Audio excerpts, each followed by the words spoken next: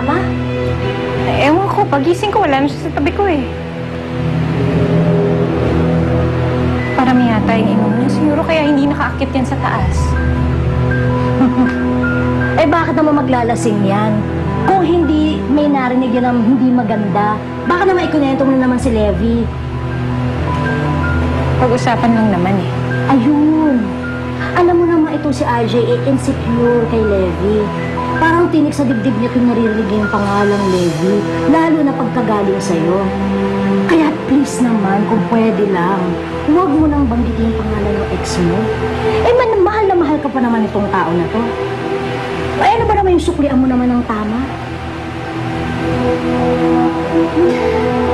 Tama ka. But of course, tama ako. Alam mo na dapat yan. Ikaw kaya ang gumawa nito. Ayun ang tama. Hawakan mo yan. Hawakan mo. Wala naman. Hawakan mo siya. Dito ako. Buhok mo dyan. Buhok dito. Ako. Nakapaligo na nga. Kapag mainit ng katawan. Hi! Ang bagets. Bagets.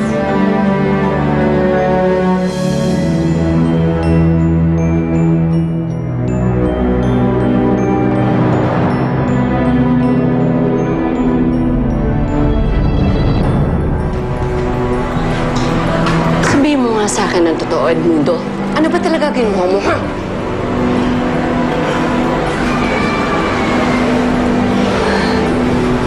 Ano lang sakit ng ulo binibigyan mo sa akin?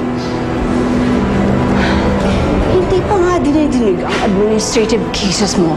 Ito na naman, bago ka na ng kaso. Alam mo ba yung abogado ko?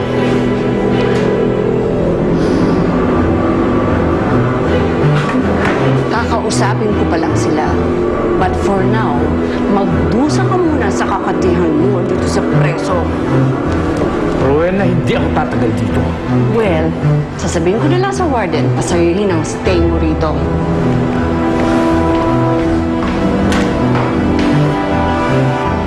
No. Sige, sige.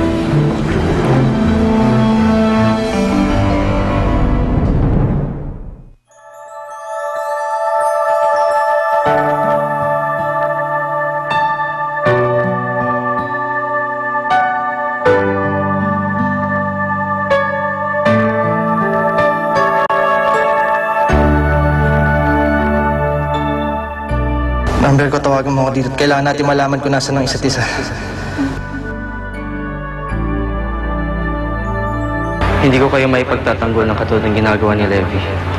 Pero siya pinapalaya na kita. Kailangan na kitang nakalimutan, Levi.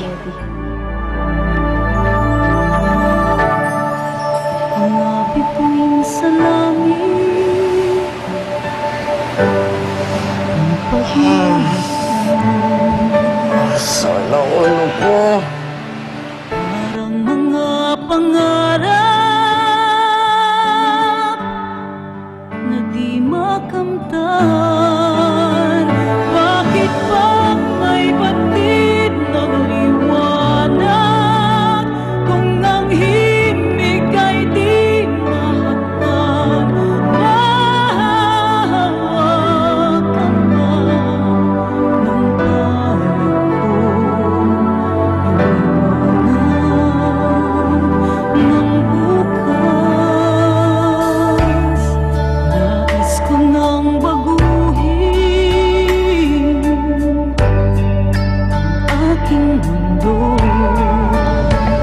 Rachel, please marry me. kapiling